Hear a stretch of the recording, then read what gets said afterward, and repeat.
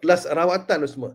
Dia panggil asman tangan karamah. Ini maksudnya kita gunakan tangan kita untuk scan, untuk mengesan. Scan ni bukan nampak hantu jin apa tak ada. Jangan salah faham. Kadang-kadang dapat orang yang tak faham dia kata, oh nampak guna tangan nampak hantu jin. Tak.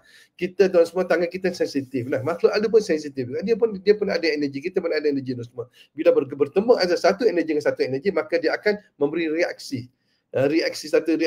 Satu reaksi tu semua yang mana kadang-kadang kita rasa panas, rasa sejuk, rasa dingin, rasa kebas, rasa berdenyut, macam-macam lah. Jadi hari Sabtu ni Ustaz akan ajar semua bagaimana kita nak gunakan tangan kita untuk mengesan penyakit, untuk nak tahu tempat keras macam mana kita nak tahu ada gangguan ke tak ada gangguan, kita Ustaz akan ajar. Jadi inilah asma tangan karamah. Ini kali untuk julung-julung kali Ustaz keluarkan dalam siri perubatan untuk anda semua. Biasa Ustaz bagi ayat ini adalah kaedah bagaimana kita nak aktifkan tangan kita, tapak tangan kita agar tapak tangan kita lebih peka lagi tu semua. InsyaAllah.